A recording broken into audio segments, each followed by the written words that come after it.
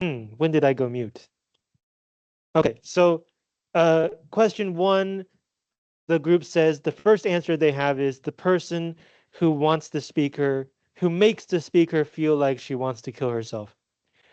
And so the main evidence for this is here, line 65. Herr Doctor, Herr Enemy. Herr is Mr., so it's singular. It's one person. So it could be that there's someone in her life who makes the speaker feel suicidal. She could be talking to them, or I guess we can say to him. And so the mere fact that the speaker wants to talk to somebody at all shows us that maybe she doesn't want to actually be dead. Maybe she just wants to go through the process of suicide. Maybe she craves a kind of human connection and understanding. We'll get to that in a later question. But if that's the case, then talking to the person who makes her want to kill herself is also an attempt at communication.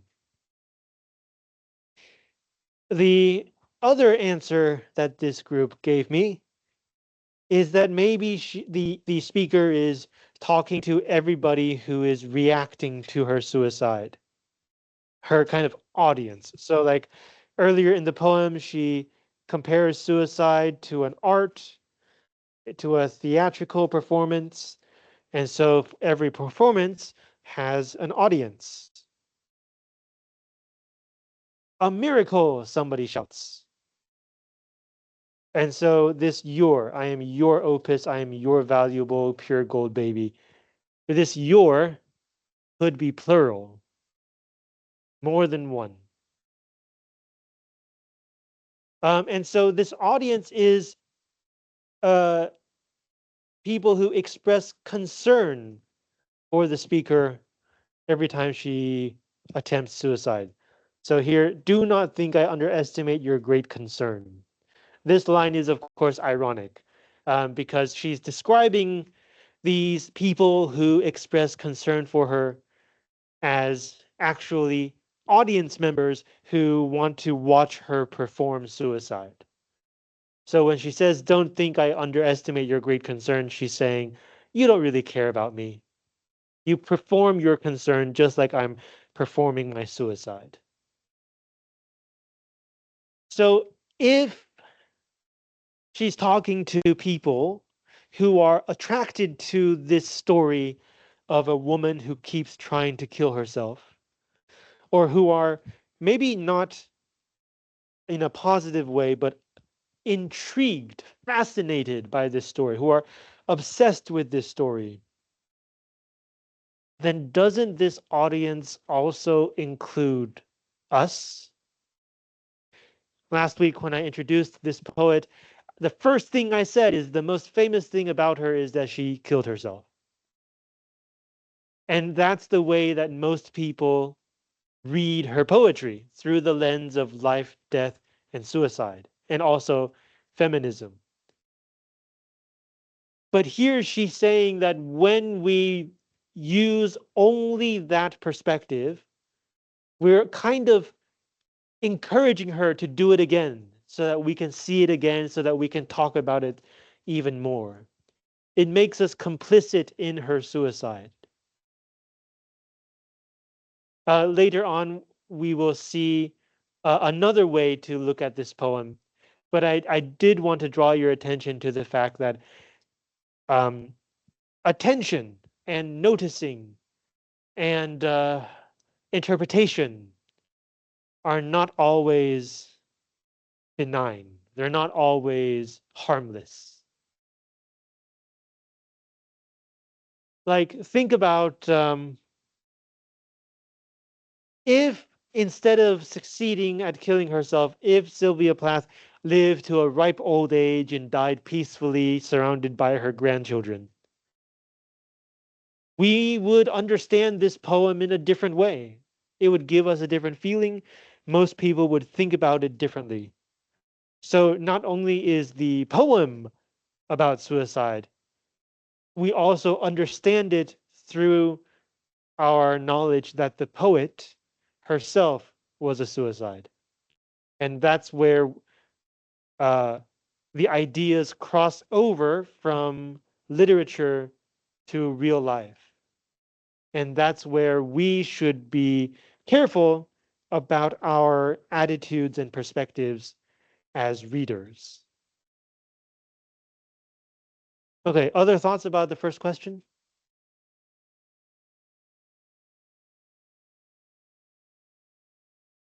Right. Question 2. She says she dies exceptionally well. I do it so it feels like hell. I do it so it feels real. I do it so it feels real. Does that mean that it's not real? It only feels real? So that's the question.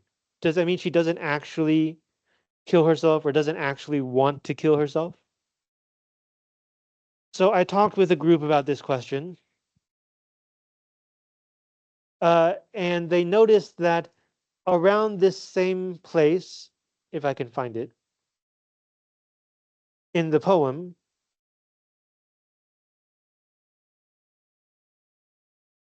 ah, later, almost immediately later, the speaker says, it's the theatrical come back in broad day to the same place, the same face, the same brute amused shout, a miracle that knocks me out. So immediately after saying that it feels like hell, that it feels real, she talks about her audience. So it could be that, as we were talking about earlier, maybe the goal for her, the speaker, of committing suicide is not to die or disappear, to escape the suffering of this world. Maybe her goal is to get a reaction. We know that suicide and depression are often related to a feeling of being alone, isolated, ignored, neglected, a need for human connection. And if the speaker feels like she's not getting the human connection that she needs, maybe she'll try to get some kind of any kind of connection, even if it's simply an audience looking at a performance. So if we say that she didn't actually want to kill herself, then maybe she's committing suicide for that reaction when she comes back, for the concern, as we saw in the previous question, the concern that people have for her. Indeed, later on here she says, there is a charge for the eyeing of my scars, etc. There is a charge. Charge, of course, means a fee. You have to pay in order to see this. But charge also means an electric charge, a kind of excitement, so that whenever she is uh, putting herself on display, she feels a sense of excitement there as well. So this group is saying maybe she needs to emphasize how it feels because that makes her performance more convincing and it makes the audience reaction more genuine and full of emotion. So it has to feel real. It has to feel like hell, but not because she actually wants to die. Okay, other thoughts about this question? Number 3, the last 2 stanzas. Right. So after talking about her suicide attempts, audience reaction, kind of male figure that's oppressing her, the last 2 stanzas. Herr God, Herr Lucifer, beware, beware. Out of the ash I rise with my red hair, and I eat men like air. So these 2 stanzas, right, God and Lucifer, immediately it expands the scope of this poem. It's no longer just about one woman and her struggles with depression and suicide. Now we have in religious figures, God, Satan, and the group that I talked with noticed that if you put God and Satan together on like the same playing field, if they're equal, then what you're really talking about is fate, whether it's a good fate or a bad fate, but some kind of universal perspective on life and destiny, things like that. And so we can think of fate here as a kind of control. So you can say that she's comparing her feeling that she lacks control in her life. She's kind of symbolizing that by calling the people who do have control over her God and Satan, like all powerful figures. But now she's saying, beware. So, like, this group is saying she's kind of taking back control, right? She's coming back alive. Red hair usually symbolizes like uh, eccentricity, maybe even craziness, idiosyncrasy, individuality, and passion. So, emphasizing her own control over her life. And then finally, I eat men like air. This is very clearly not about every person who has expressed feelings about her suicide. She's singling out men. And so hair means Mr., right? Mr. God, Mr. Lucifer. Earlier on, we had Mr. Doctor, Mr. Enemy. It's not only men. Even earlier, we have gentlemen, ladies. So since we also mention women as well, this last line is not saying like all men or every man or only men, but rather oppressive men, men who previously wielded some kind of control over her in her own life. So this group is saying these last two stanzas, the speaker is trying to reassert control over her own life. And yet there is still a catch. It's not a perfectly ideal ending because it says, out of the ash I rise. The footnote says, like a phoenix, reborn, rebirthed, from death back to life. But when the speaker is telling us this poem, she's obviously still alive.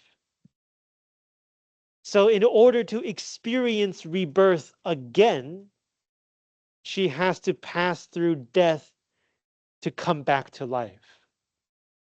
So by using the symbolism and the imagery of the phoenix, isn't she also announcing that she's going to try to kill herself again? The only difference would then be now she's not doing it because everybody is making her feel depressed and neglected. Now she's doing it as a form of ownership and asserting her own independence. She's doing it on her own terms for herself. The most negative reading of this ending is she is foreshadowing that her next suicide attempt will escape the cycle of coming back and being looked at by the audience, which means her next suicide attempt will be final. She's not coming back. This rebirth is a rebirth of herself, not a rebirth performance for the audience. So, it sounds powerful, this ending, right? The fates, the gods, beware. I'm taking back control. But what is she going to do with that control? That's the question. Other thoughts about question 3? Could be, right? It could be saying, like, don't make me want to kill myself anymore. But it could also be saying, uh, if you really want me to die so badly, I'll die for you. I'll die my own way. Other thoughts? Okay, so like if we do take that interpretation, then by saying that this is a great poem, and like aesthetically speaking, literally speaking, it is a great poem. But by saying this, it's more and more looks like we are encouraging her to kill herself. Finally. Question 4, the next poem. In Daddy, why do you think the speaker says every woman adores a fascist? So, uh, this is, where is it? Line 48. Skipped it. Here. Every woman adores a fascist. The boot in the face, the brute heart of a brute like you. So the group I talked to said that this line is slightly ironic. It's obviously not every woman. That's an exaggeration. But the idea seems to be that many women, or a significant number of women, apparently like or are attracted to men who have authority, who have a controlling personality, um, at least from the speaker's own experience. And we know that this poem is not just about her father, even though it's called Daddy, because earlier she says, there are a dozen or two. I never could tell where you put your foot, your root. I never could talk to you. So it's like the image of her father is disseminating throughout all of the male relationships that she has. She sees her father in so many men. So uh, this poem, according to the group I talked to, would therefore be the speaker's attempt to try to figure out why. Why am I and so many other women attracted to men with control, or who demonstrate control, who display and perform control? And part of her answer is that it's related to the original father-daughter relationship, in contrast to the stereotypical mother-daughter relationship. Um, so we're going back to the idea of a father asserting control over the family, whatever he says goes, and that fathers often lack the same sensitivity that a mother can have in human relationships, in communication, in emotional expression. Often, not always. And of course, this will be different for different cultures. But this seems to be the idea that the speaker is talking about.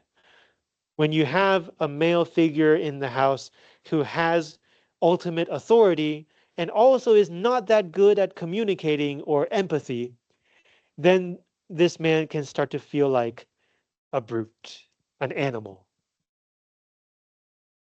So every woman adores a fascist is saying like every woman is influenced by their father in how they feel about other men.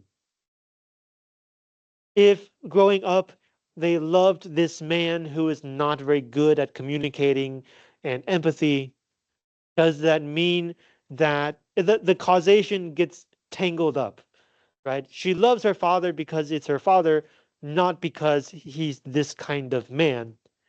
But human brains don't work logically. The ideas are associated together. So that later in life, when the same woman goes looking for potential partners, they also have this association between uh, fatherly love and cold authority.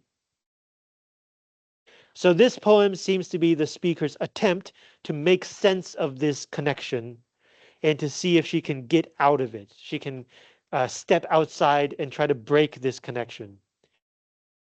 And according to the group I talked to, by the end of the poem, when she says, "Daddy, daddy, you bastard, I'm through," that doesn't mean she has successfully escaped. It just means that she has seen the problem clearly and is now able to work on fixing that problem, on finding different ways to relate to potential romantic partners. Um, Now, I keep talking about men and women, but really, if we're talking about romantic relationships, we're talking about um, passive and assertive. In a relationship of two people, one person is more active, the other one is more passive. That kind of relationship. Other thoughts about question 4? So, like, this is also a hint, right? Like, guys in the audience, you should work on communication and expressing emotion. These are very important skills if you want women to be in your life. And number 5, why do you think this poem keeps using the oo sound? So from the very beginning of the poem, right? You do not do, you do not do. The first line, there's only two sounds, oo and o, or not o, ah, not.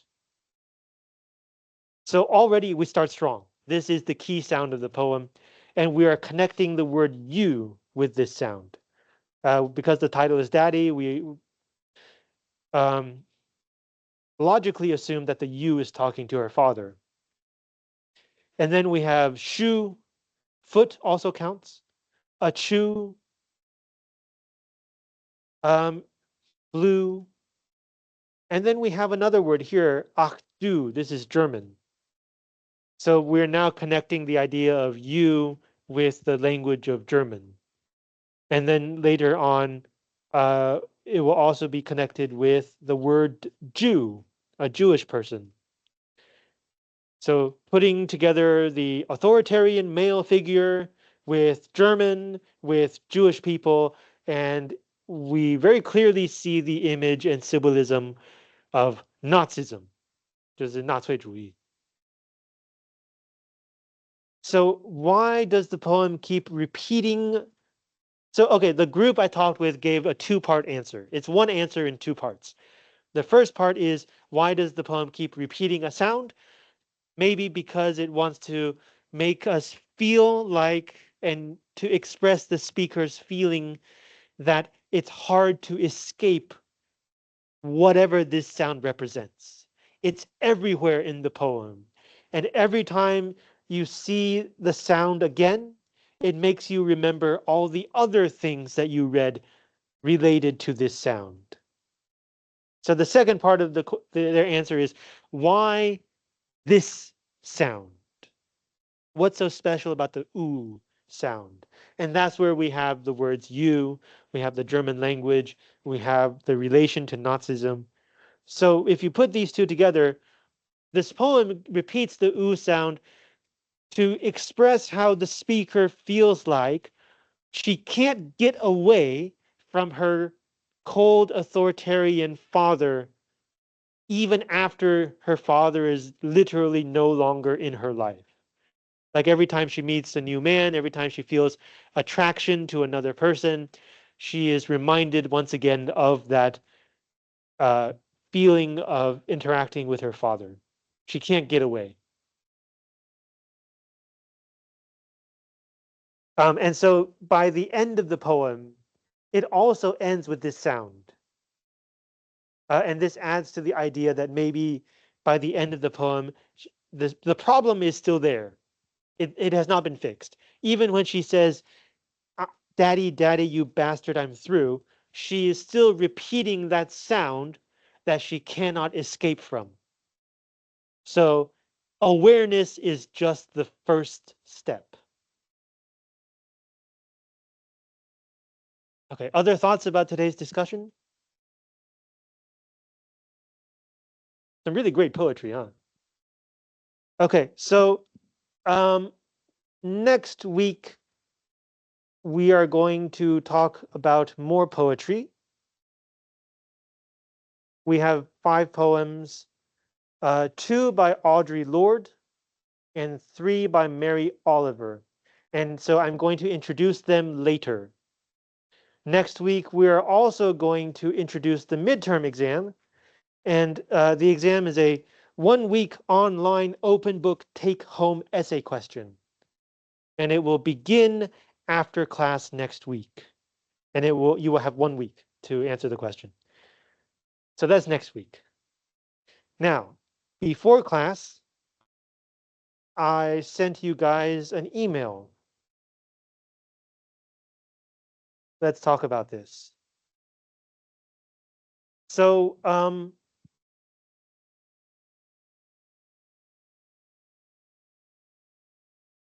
our department has an agreement with Kasama City in Japan. Every year, we have some cultural exchange events. And one of those events is one of our classes will interact with their junior high students. This year, you are the class. So on November 20, we're going to spend 1 hour from 3 to 4, 3 o'clock to 4 o'clock. And then we're going to do a cultural exchange using Google Meet. And here's how this works. So we will be divided into very small groups, not just 5 groups, but like even smaller groups.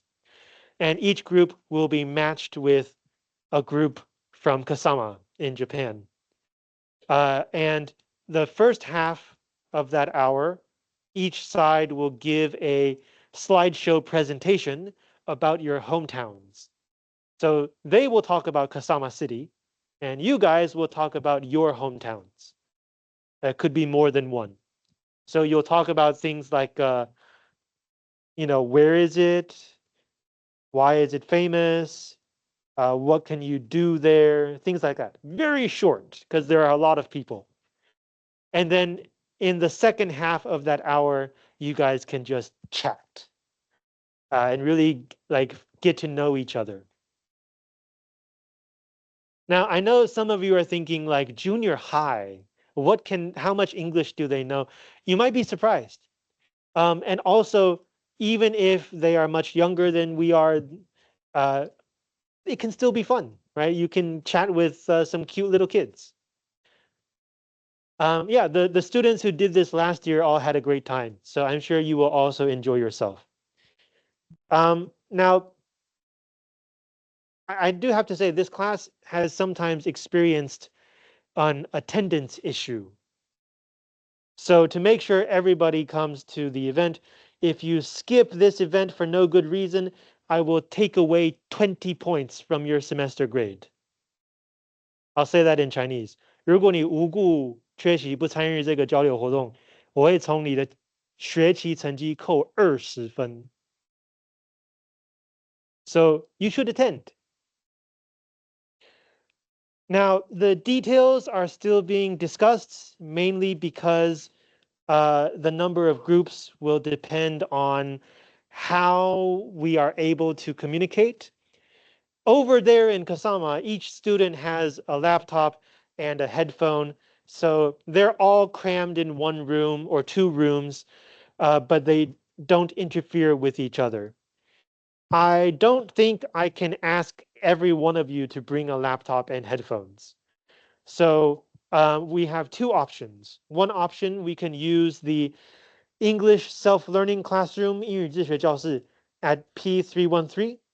There are computers and headsets with microphones for everyone. There are 2 disadvantages to this. One is there are no cameras. So each group will have to have one person holding up their phone so that you can see each other. The second disadvantage is apparently we don't know if the equipment works.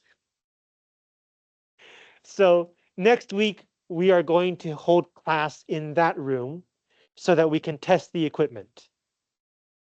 If it works, great. I'll divide you into groups and then you can prepare your presentations. Everything will be great. If the equipment does not work, then what we're going to have to do is we're going to have to borrow a bunch of classrooms from the EE building and the P building. And like I'll distribute groups to each classroom so that you don't talk over each other. Maybe for a big classroom, we have one group here and one group there. And each group will have to have somebody bring a laptop to do the cultural exchange. Hopefully the equipment will work. It's much easier that way. So next week, class will be held at P313, and to make sure you come and help test the equipment, I will take attendance. 下周在 P313上课要测试设备，然后呢，我会点名。And then like once we figure out how to do this, I will give you more details. I will split you into smaller groups, and then you can start preparing your presentations. Questions? Very, very short. I'm thinking of like maybe 4 or 5 people in one group, and then they have a presentation, and it depending on how many places your group members are from. If you are from 5 different hometowns, you will give 5 different presentations. It does not have to be a long presentation. Yeah, so like both sides adds up to around half an hour. So very short presentations. Don't worry about it. Other questions? Great. If you have friends who attend this class and are not here today, please tell them about this. This is very important. This exchange program is facilitated also by our Ministry of Education and our Ministry of Tourism as well. And we're also cooperating with Kasama City Board of Education. So like this is a big thing. So we should all take this chance to enjoy some cultural exchange. Okay, let's talk about these two poets. Audre Lorde, see if I can find it. Yes, Audre Lorde is a Black lesbian poet. And this is important because her work is very much about how Black women live and survive and make sense of their history in a society that really doesn't think of Black women at all. And whenever it does think of Black women, especially lesbians, uh, doesn't really care about them. Government policies, economic policies, commercials, target audiences and target readers. Very little of that in the United States is thinking about Black women or even Black lesbians. So Audre Lorde represents the most ignored part of American society. So it's very inspiring that she has become, or she recently died, but she became a very important thinker about these ideas, how to survive and thrive in a society that doesn't care about you, doesn't think about you. Her most famous idea, you may agree, you may disagree, is that you cannot take apart the master's house using the master's tools. So, of course, the word master is referring to slavery. If you are enslaved, you cannot successfully rebel using the same tools of slavery. Her idea is if you want to uh, succeed and thrive in a white patriarchal society, you cannot use white patriarchal values. And of course, on that level, it makes sense, right? Because if you change your values in order to succeed, then the person who succeeds is not you. It is now a different form of you. But there has been some debate about the specific things that people can do. And some of those specific things will often involve the use of power against a bigger power, yes, but still the use of power. And that is something maybe that people can learn from their oppressors. So it's a famous idea, but not everyone agrees that you cannot take apart the master's house using the master's tools. So we're going to read 2 poems by her. One is called The Woman Thing. What is that about?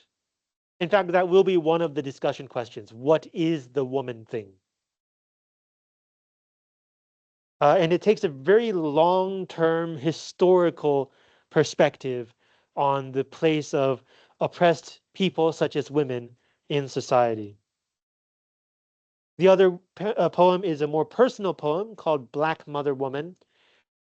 This is about the speaker's relationship to her mother and how the speaker's understanding of her mother changes after she herself grows up. And of course, our perspectives on our parents always change after we grow up, but the way that it changes for a Black woman is quite particular, and it's worth thinking about and talking about. The second poet we're going to read is Mary Oliver. The one thing that connects these two poets is that they're both women. Mary Oliver is a white Catholic poet, 天主教徒. So she's not usually talking about specific parts of society or oppression or power, but she is talking about experiences that everyone goes through. Loss, as it says here, right? Loss is the great lesson. Suffering, hope, finding meaning in your life. Her answers make the most sense if you think about them from a Christian point of view, but that's not the only way to think about them. So I think it's worth reading a few of her poems to see some of her ideas and to try to make sense of them. We're going to read three of her poems. The first one is The Black Snake, and it is about, as it says, death and how what death is like, how people can deal with death. The second poem is Wild Geese. This is probably the poem that most needs a Christian perspective, but maybe we can find a way to understand it even if we don't use a Christian perspective. But it is about things like suffering, despair, and um, a sense of belonging in life. Finally, the third poem we're going to read is. Wait, did I include 4 poems?